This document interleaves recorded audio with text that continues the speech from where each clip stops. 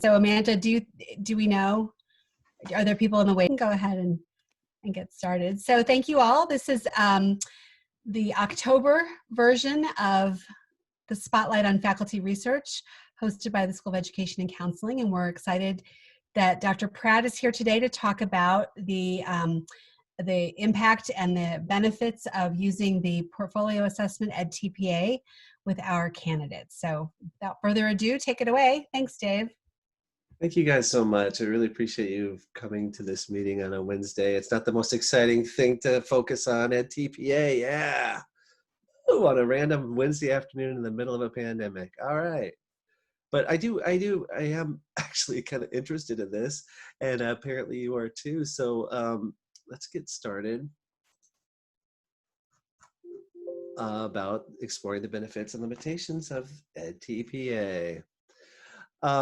What I wanted to do in the next few minutes we have together is just go over a little bit about what is edTPA, although most of you already know what it is.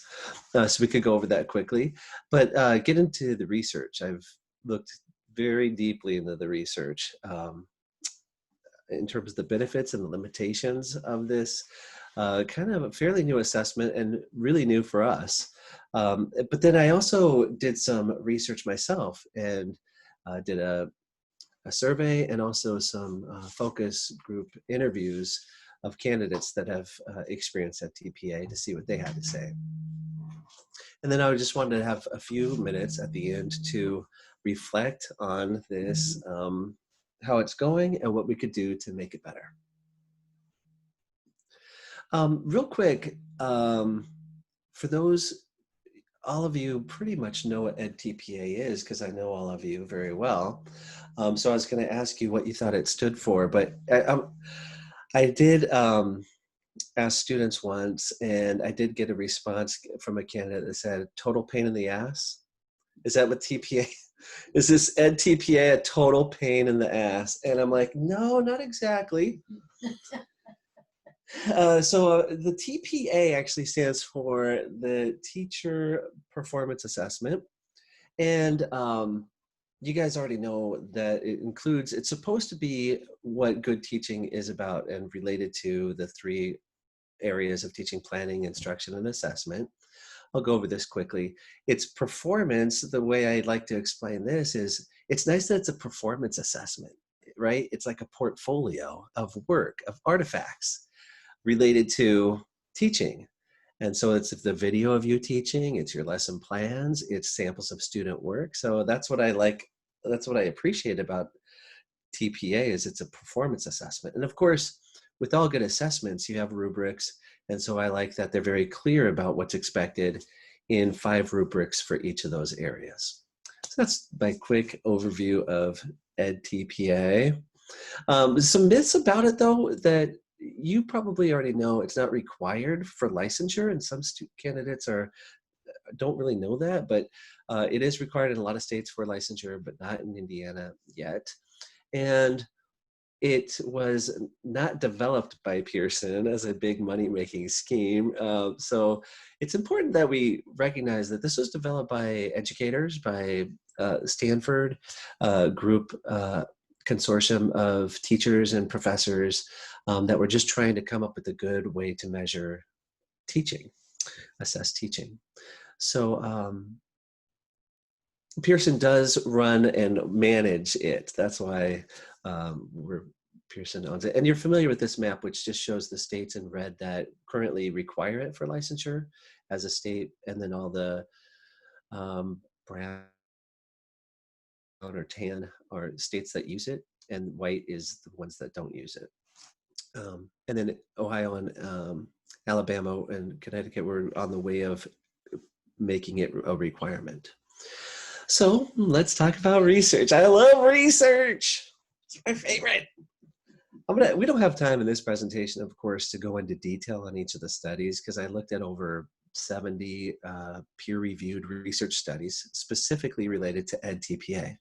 So I want to just mention that I do have a reference list of all the articles that I've reviewed, and then I have like an annotated bibliography or this one is actually, I just broke down different categories and what the different studies said about each of the these ideas about it. So please just email me if you want those to go more in depth about it. So let's look at first at the benefits, and then we'll go over some of the limitations as cited by the research. One thing that I think is really important to recognize is that it's very difficult to come up with a national performance assessment of teaching. I mean, that's very difficult. We all know how complicated and complex teaching is, and to have a common set of metrics and a performance-based approach for how to measure it is nationally accepted is a pretty big deal. I like too that it's the focus on student learning, which is really important just nationally, that this overall is focused on student learning as the main kind of outcome of this, and that it's really important that we recognize that we have for the first time a national approach for our license to be transferable. I mean, when you think about that, that's incredible. Usually our states are so different in expectations that if you're out in California and you went to go somewhere else, there's a whole slew of different requirements to become a teacher for licensure. But this is a national, if I get a score of 43 on my edTPA, that could transfer to a lot of different states. So I think that's really important too, especially with the way people are moving around, how portable they are. It's actually helped with program improvements and thinking about curricular improvements in different programs once they've implemented edTPA, so that's important. And it also, another benefit from several different studies, it helped candidates become more aware of the complexity of teaching, which I thought was interesting. And another result from a study of candidates completing the edTPA assignment was that they're better at reflecting, especially using their videos of their own teaching and reflecting on those videos. But there are some pretty significant limitations to it as well. Determining a passing score has been very difficult for a lot of different states. In fact, it's used inconsistently across states as well. Not only are there different passing scores for different states, but the way that they use it, like some require it for licensure, as we saw on the map, some are just suggest it as part of program completion, and others just use it simply for program improvement. So they're not holding candidates accountable, but using it for their own purposes. Local implementation is also a problem with program inconsistencies in terms of how well they're preparing their candidates for it. Another study kind of contradicts the earlier one that said the curriculum was being improved. This one particular study was great. It was like, it's taking away from the great things we used to do, because they were trying to integrate it throughout the different courses like we were trying to do, but you can't just keep adding, right? So it started to detract from some of the more meaningful projects they felt were being, that they used to have. So I thought that was interesting. And then there is a consistent problem with lack of preparing candidates and also faculty and cooperating teachers and supervisors for this assessment. In one particular recent study, cooperating teachers agreed that they could serve as an active supporter of the edTPA, but they did not receive enough information to provide this support.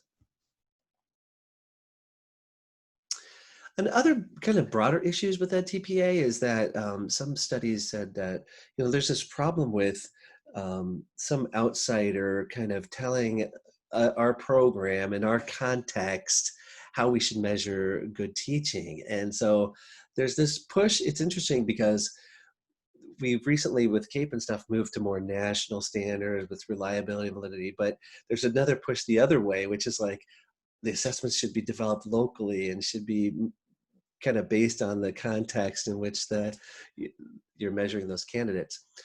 There's issues with bias with edTPA. There's a study that showed native speakers of Spanish were less likely to submit their edTPA, and if they did, they were less likely to pass.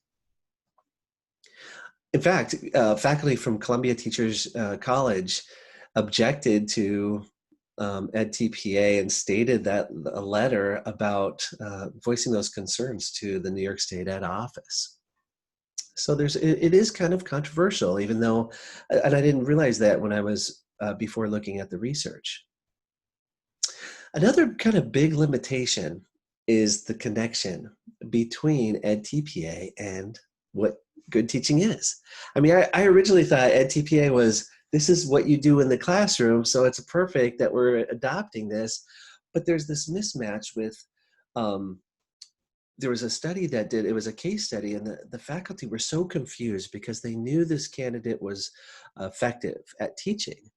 And they kept failing edTPA. And it was this mismatch of, hey, we know this is a good quality teacher. They're scoring really well, you know, on their observations and evaluations, but it's not translating. And some say that it's not appreciative of the inclusive nature of teaching with a variety of different students from different backgrounds. There's negative impact on teacher candidates as well. A lot to do with being unprepared for the high stakes assessment, especially if it's connected to completion of program or licensure, and that it does not provide quality feedback to candidates except a score. I don't know if you're aware of this, but when you get a score, you complete edTPA, you give your life and blood, sweat, and tears to this assessment, and then you get back 47. They do actually break it down for each of the 15 rubrics that I use, the score for each part of the rubric, but it's just a score. There's no other feedback related to that. And then, of course, the overemphasis on such a high stakes test during a clinical experience tends to detract and take away from the impact the candidates feel they could have in that during that time. Stress was a big one. I was surprised at how many, I mean, I knew our students experienced the stress, but through many different peer-reviewed studies, that was a recurring theme. Some more recent research, because the reason why I'm so interested in this is I love assessment, first of all, but I became, we've done this now for 5 or 6 semesters, edTPA, but in fall of 2019, I led the student teachers in this assessment through this process. So I wanted, before I did the fall of 2019 and helping them, I wanted to learn more about it from the previous groups. But so I studied, but more recently in 2019, I learned that there was a moratorium from the AERJ. Some researchers claimed in a very, significant journal that we need to stop using edTPA for consequential decisions individually, immediately. And we are not convinced of the merits of this assessment for that purpose. So until there's an outside kind of agency that could review it for that purpose. But Scale, which is Stanford, the Stanford group, and Pearson, of course, rejected that, the conclusions of the article. So they go into step-by-step kind of a response to that. So it's just interesting that it's very kind of a controversial thing that we're engaging our students in. And the research isn't real clear. There's significant research, but there's benefits and also some limitations. I just wanted to point out too, more recently, that there's kind of a backlash about edTPA, which Illinois is thinking about, thinking of it as a barrier now, and we need more and more teachers. So they're questioning it. They haven't stopped it, I don't think. And Georgia recently eliminated it. Some of this is due to COVID, but others is kind of this in Connecticut. They're taking a more critical look at this, and North Carolina as well. So it's kind of a hot topic. These are all very recent in the past 6 months. And this isn't research, but this is kind of news related to it. So what about Purdue Northwest and our candidates and how we're performing, or their response to it? I did a little bit of initial work kind of looking at the comparison. I was really interested in how their scores on edTPA compared to their disposition score and their observation score on the STOT. And there was pretty weak correlation or relationship. The dispositions was actually mild, and then the STOT, not very significant, very little. So that kind of goes to the point that it's not super related to how effective you are, at least through the observations of you as a teacher. And then I surveyed, like I said, students of the previous year before I started helping. There was 47 students, 34% response rate of that group. And then over that summer, 7 candidates were willing to meet with me in July in the Portage offices there and give me some feedback through some structured interview questions. And then after I was done in the fall of 2019, leading the group, 19 responded to the same survey. So you'll see 2 different responses based on the 2 different groups that I surveyed. Overall, and then I'm going to have you share your thoughts about this, but overall, the results indicated that they also felt a disconnect with teaching. So not a lot of positive things. They also felt like they weren't very well prepared in general, and that it was very stressful, like the other studies showed. So it's consistent with some of the research that we already have, but more specifically, I just want to point out some of the questions like, is this an accurate measure of my ability as a teacher? And I knew that only 13% agreed with that. And so going into the fall, I thought, I'm going to really help them see that this is connected to their ability as a teacher, but that only improved slightly. In terms of how aligned it was and how connected it was for what was expected for them in just their day-to-day activities as a teacher, because we think, oh, it's just lesson plans. You're already doing lesson plans. Oh, it's just teaching, like just videotape yourself teaching. Oh, it's assessing. You all do that already, right?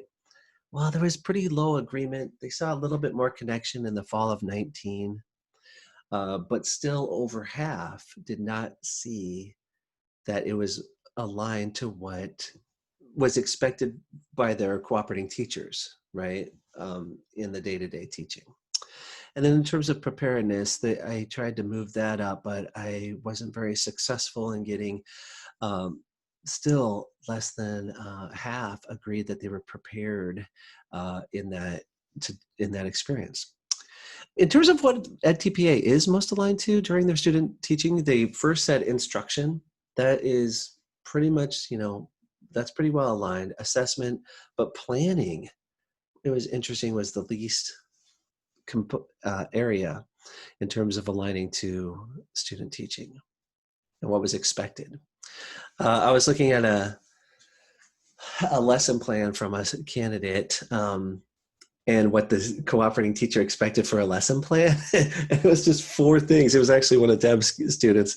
It was just kind of an outline, very brief outline. And then I compared that to the edTPA lesson plans, which are 4 or 5 pages each and very detailed. And I thought, oh, yeah, I see how the lesson plans are very different from what teachers in the field would expect. So in terms of helping reflect on teaching, because that was part of the literature review, was, some studies show that it helped to reflect on teaching. And that still was not very much agreed on, in terms of only 15% from the 18-19 cohort. And then in fall 2019, I tried to improve that a little bit. It was also very stressful. Almost everyone agreed it was stressful. I got that down a little bit, but it was still very stressful to them. In terms of least prepared, the identifying academic language elements was the one that, and I think faculty are also feeling probably the same way, that we're not really sure what that means either. I mean, we do, but it's something that we didn't learn as teachers necessarily in a structured way, or the way that edTPA defines some of these language elements. And we might not use those same specific terms in our courses throughout the program. Commentaries were also different, their reflections, and the highest areas were lesson plans in terms of least prepared lesson plans and context to teach. So here's some, that escalated quickly. I mean, one of the comments, it was really interesting to read the comments from students. One was, I find this new assessment to be extremely inaccurate, distracting, and unnecessary. In no way does edTPA serve as an accurate assessment of one's readiness and ability to be an effective teacher. And then I picked this one just because it summarized so many of those ideas about it distracted me from giving my all to the children that matters the most. So we need, there is, I think, something that we need to do to help this issue. So I want you to engage in the conversation and give me some of your ideas about, we could just go around, let me stop the screen for a minute and get your ideas in terms of what you learned so far that you didn't know before, maybe, and what can we do about it? Is there something we could do about it? So who wants to start? What did you learn and what can we do about it to help the situation? Then I have some final thoughts. Anne? Say something. Very interesting. I like seeing the research behind it, so thank you for sharing all that. I used to work for Pearson, and so I was a edTPA evaluator. So I've talked to Mary Jane about this a couple of times, about coming up with like a presentation that we can share with our education faculty, just to look to see, you know, to make sure that all of the faculty understand the expectations of edTPA, and you know, we all collect lesson plans, but what should we be looking for in those lesson plans that are going to help them with edTPA? And which, I don't know if you guys have had this conversation before I came along, but you know, parts of the edTPA, you know, certain ones would go really well with the math class and other ones would go really well with the literature class. Like, can we break apart the edTPA in some way to make sure that by the time students go through the whole entire program before they get to student teaching, can they have had detailed feedback and practice with each of the commentaries and with each of the, you know, which class would academic language fit with, and all of those sort of things. And I think that's easier to do in programs of study that have a lot of classes that we have a lot of touch with, right? I think it becomes really problematic in secondary. Not that secondary is having difficulties in edTPA, but that they have just so many fewer classes with the secondary students, and they're so jam-packed right before they get to student teaching that that I think that presents a unique challenge as well. I guess my concern that I heard in your presentation, Dave, is the idea. How do I want to say this? Where was the disconnect for me? Oh, I know what it was. It's that other tools evaluate impact on student learning. So I can be a great teacher, and I can, or I can be a good teacher, and I can be observed. You know, cumulative. The STAT is a cumulative tool, right? The whole semester. The dispositions are observed theoretically, the whole program of study. But what we don't also have is any indication that those tools directly relate to a candidate's future impact on student learning in a classroom external to the one that they're currently in. So like what would be really lovely, and it's part of the completer impact committees, that study that we're going to be working on next semester, is to look at the edTPA and what happens as they move out into the field, because I think that's the kind of information that can really help us to make sure that this is a good assessment for us, or tool for us to be utilizing, because it is showing something, because core exam doesn't show that right now, so I don't know. Great points, Nicole and Anne. Thank you. I think there are a lot of things that we could do, and I think it's still new to us at TPA. So I think we're still kind of, wrestling with it ourselves in terms of understanding it better. But I think having a presentation, an overview, lesson plans, being more kind of intentional about that. We don't have a lesson plan format template for our programs necessarily, and edTPA doesn't either. That's the interesting thing, is they don't have a particular format they expect. So I think it might be confusing to our candidates if we're using all these different types of lesson plans. And really good point that this is an important way that I think to emphasize to candidates that this is all about the impact you're making. Like when we think edTPA, always think of it as, it's not just, oh, this is what teaching is about. Well, maybe we don't do this enough as teachers, which is, am I really making a difference? Am I really helping students learn? Am I measuring that? So maybe that's what more teachers should be doing. Not that, so it's a very specific way, and there are some issues with it, but I do love that part. Who else would like to comment about confusion with students too, because, and with the cooperating teachers that they're with, with your results about how students didn't see how this reflected good teaching. I think there's this misconception that, edTPA is clunky. It's a lot. There's so much that goes into it, and just the pure process of getting your material to where it needs to go is so clunky that they're losing the meaning behind all of it. And I maybe explained earlier in the courses or something like that, because if you sit down and talk with a cooperating teacher, are you planning your lessons specific for your students? That answer should be yes. Are you planning assessments that fit your objective? That answer should be yes. And the difference between our candidates and the cooperating teachers, that the cooperating teacher's not sitting down to type everything out. They're not sitting down to just have this beautiful package of edTPA, but they're doing all of that. This is the ideal and what teachers should be doing. We should be analyzing our assessments. We should be changing our assessments based on the assessment results and all of that. So maybe just a little video or something that we can send out to the cooperating teachers also might be helpful. That's what I was going to add to it, is there's just a big disconnect with cooperating teachers.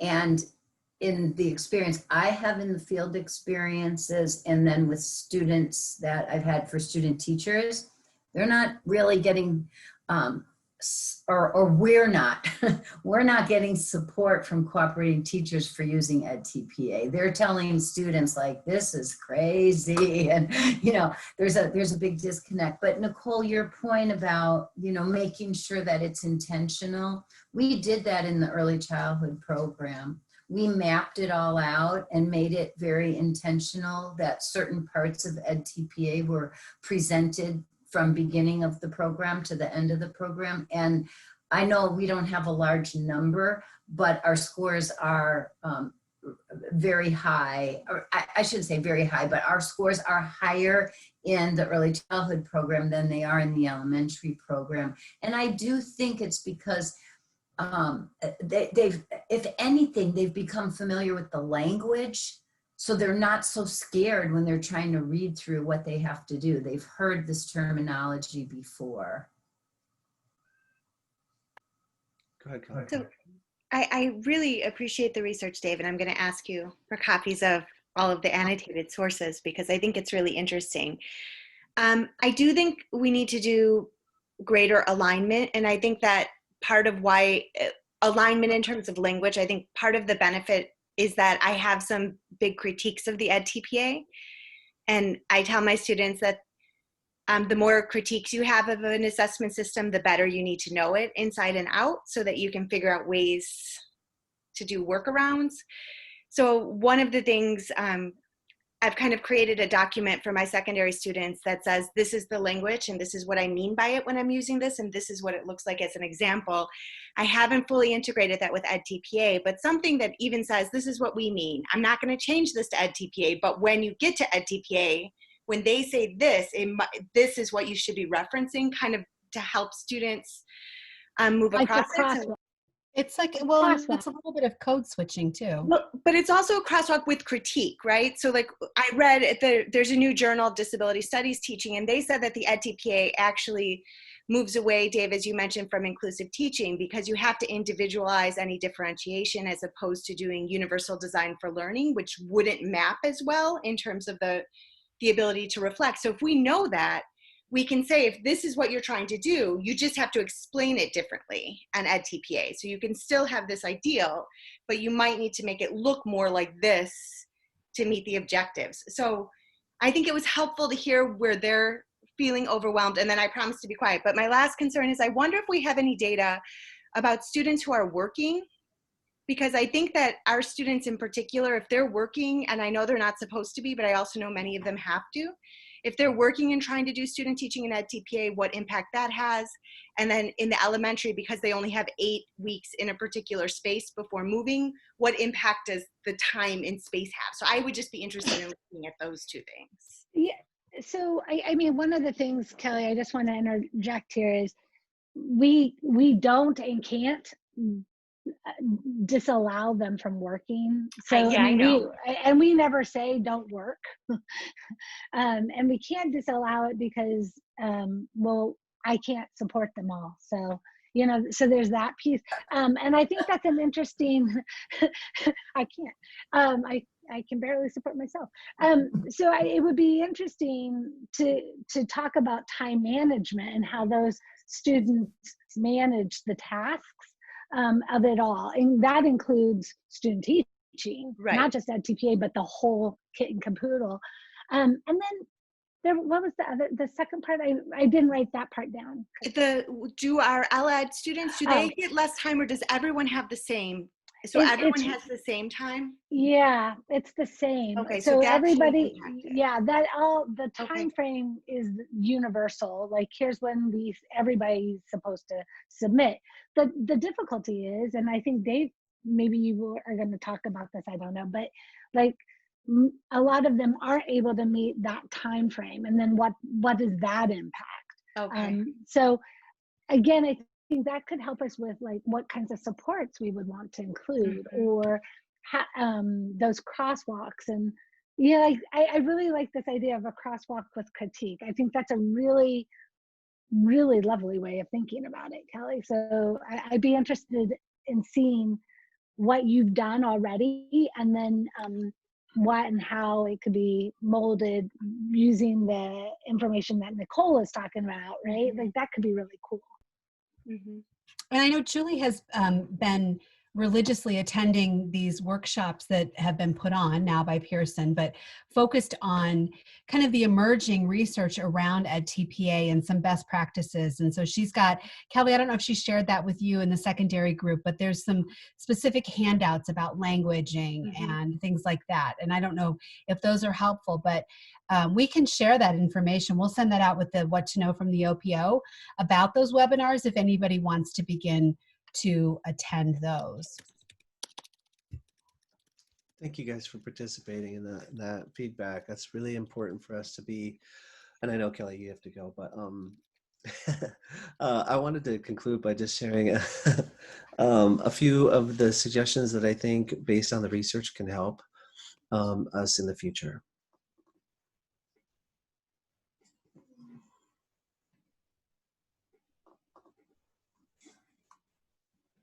Oops. Okay. So one is integrating throughout the program. I'm glad you guys said that. Offer professional development to cooperating teachers and supervisors, involving them in the process. There's certain limitations for how to do that, but it's very clear that you can involve them in them knowing more about this. So I think we could do a better job with that. Because right now, as somebody said earlier, how we're not being supported. It's that face that we're getting sometimes by the cooperating teachers when they hear edTPA. And then another really interesting thing with the research, it showed one of the best things you could do is put candidates in really high quality student teaching placements. There was a study that if you place a candidate in a more traditional teacher's classroom with a more traditional philosophy of management and all those other things and of teaching, that they actually suffer because they're being led in a different direction than what edTPA requires or expects. So I think that's really important to consider too in the future. And then relate edTPA more to teaching, like I was mentioning earlier about how, and maybe this idea of this crosswalk and stuff of this language, talking about like what this really means and how important this is. But we need to continue to help our candidates understand how this is what good teaching is. That it's all about assessing and making sure you understand the impact you have as a teacher. And some of those videos, like Nicole mentioned, might help too. And then I think it's important that we address the mental health and the wellness of our candidates. That's just so important in general, but especially during this time. What are we doing specifically? I mean, I actually did get somebody to come in when I was leading the seminars to lead yoga, not yoga, but like meditation and kind of mindfulness or deep breathing activities, just so that they can be in a better space to address this assignment. So I think that's another thing, including the comments that you made that we can do to help make this a better experience. I think it's also, we talked about those that are working, like, I think, and I don't want to, baby the students too much about this, but there's certain times where they're very, very intense during this process that can we give some kind of like relief a little bit, like do they have a day they could use to dedicate more to this particular project that they could use a day or two where it's like during certain key times, because it's over the top in terms of their stress levels when things are due, and we're not really appreciating that this is just adding on to their already very busy lives and possible work schedules. So we haven't really found, I don't think, a way to help manage that. And that was one of the biggest issues in terms of the research that I did with our particular candidates. In terms of future research, I still am interested in researching this, even though I only led the group for one semester. I still am interested, because a lot of my research, I like to connect to what I'm doing in the classroom. But just based on that one experience, I think there's still a lot that can be done in terms of research that investigates how we support our candidates through the process, which support strategies work better than others. So I want to pursue that more, as well as training, helping provide more training for supervisors and cooperating teachers and what impact that has. And then I do want to address this, which it still bothers me, that we need to know whether or not this edTPA, their performance actually shows that they're a good teacher, this connection with good teaching. In other words, I want to see if they get a higher score on edTPA, does that mean that they're better as a teacher in helping their students learn? So I want to explore ways in which we can correlate this score on edTPA with helping kids learn. And that's really important to me, to give it kind of more reliability and validity. Oh, that's all I have. I just wanted to know if you had any questions before we go, because that's my reaction. And I'm sure a lot of candidates' reactions after they're done with edTPA. Anybody who have any final questions they want to share? Look at the chat. Look in the chat. Mm. Go ahead, Anne. Go ahead. Look in the chat, Mhm. Dave. So I guess my question would be, I like the directions and I appreciate the work you've done here and the directions for future research. As you start to think about that, I have two questions. One is, really, have you started to formulate what that training, and because I come back to the slide before, which said like this involvement of CTs and clinical educators in this whole process, kind of what would that look like? How could we or might we do that? That's one. And then my second question is, we know that there's that 3 to 5 year washout effect, right? So the impact of educator preparation program wanes and loses of efficacy or relational value around year 3, which is why we only look at kids 3 years out, because there are all these other influences and impacts on their experience. So when we think about that, and you're thinking about creating these studies, I'm wondering what those look like, because I'm interested in this too. So, Yeah. All right, I'll stop talking. Well, no, I think I'm glad. I mean, that's the whole key, is coming up with a way in which you can research this well. I think in terms of the professional development, we have a unique opportunity now that most things are online, and I'm pretty gifted in providing online materials. So there could be videos that are interactive where there's some questions that they answer, and you could kind of keep track on whether or not they're understanding what they're learning about edTPA. So that would be one approach, just short informational videos. And then, you could set up a study in a variety of different ways, and all the different ways you could set up studies for that with control groups and experimental groups randomly assigned. But the other part is a bit trickier, is just kind of to measure the impact out, because that's what we're doing anyway, right? We're trying to measure the impact of our program on their future success as teachers. So it's kind of related to what we're doing already. I mean, I don't know how else you just try to follow up with them. And I think the interesting thing is to look at those edTPA scores and then to use a mixed methods approach, like not just quantitatively, but to get their feedback about how they're using the tools that they possibly learned to measure their teaching. Maybe, I wish we could have kind of like different groups where it's like some do edTPA, some don't, because it would be interesting, the ones that don't, or the ones that do, are they more interested or focused on measuring the impact they're making themselves?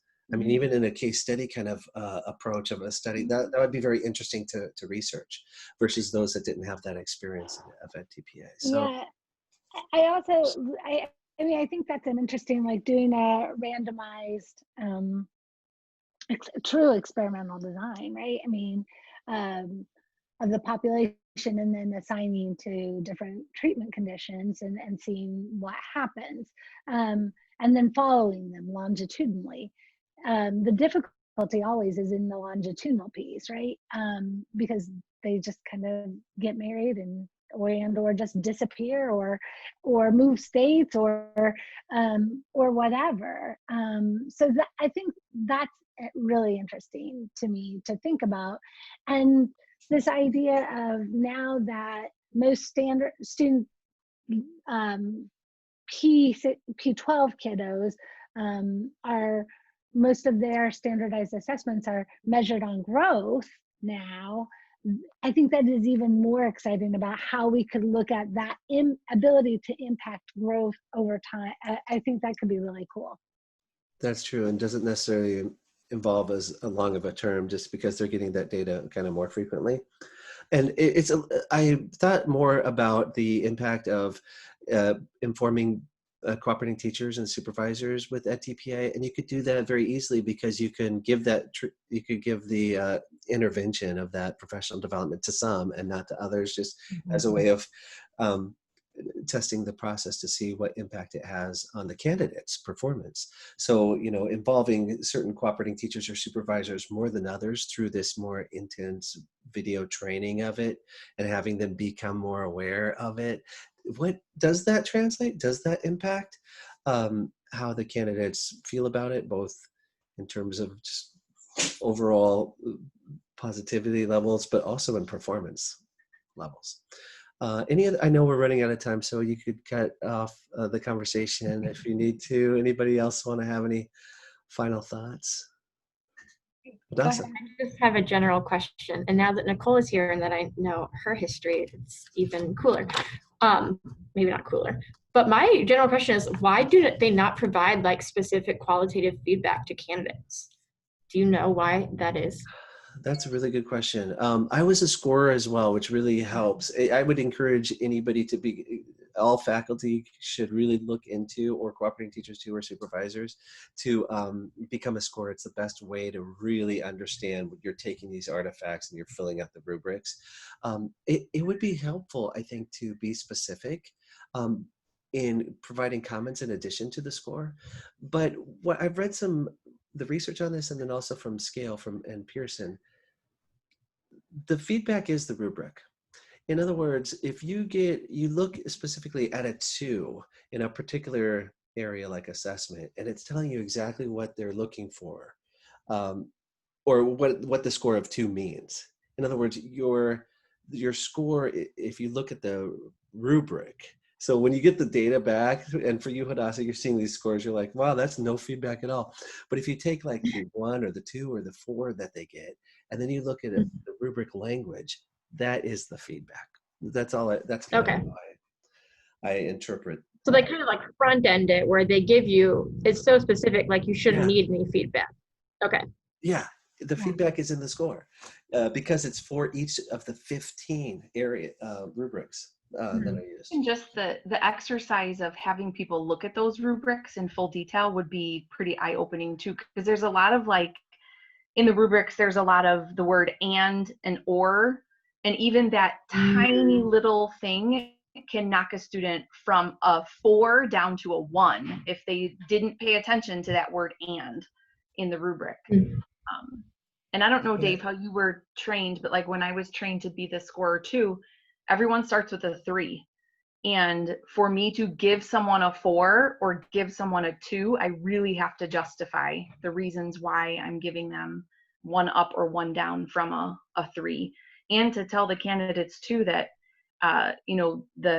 the trainers for the edTPA evaluators, you do not give out a 5 hard unless you can absolutely 1000% justify every single thing on there. And for students to understand that the times that I did give out a 5, it required a conference with someone at Pearson for me to explain myself of why I gave them a 5. And so just kind of putting that into students' heads and into, anyone teaching and evaluating lesson plans and things like that too, so that they know, might be helpful. It's so important when you share with the candidates, the rubrics that start at the 3, because that's what the reviewers do, and it really helps them focus more on what's expected. And then also I always have them look at the language of the 4 to try to possibly add that component that'll move them to the 4, but also to look at the 1, because there's sometimes where you're automatically a 1. You have to give them a 1 if they don't do something particularly correct. It can be amazing, but if you forgot that one little sentence, they get a 1. Yeah. This has been fantastic. Thank you all so much for your attention today. Nicole, I have you on my list of people to talk to. Okay. And I promised like throwing some stuff together. So yep, fantastic. And I know in What to Know from the OPO, we'll share the webinar dates, or at least how to get connected and registered for those. And Dave, thank you for your time. I know we postponed this from last spring, but I think this was the perfect time to have this conversation, and look forward to more of the same.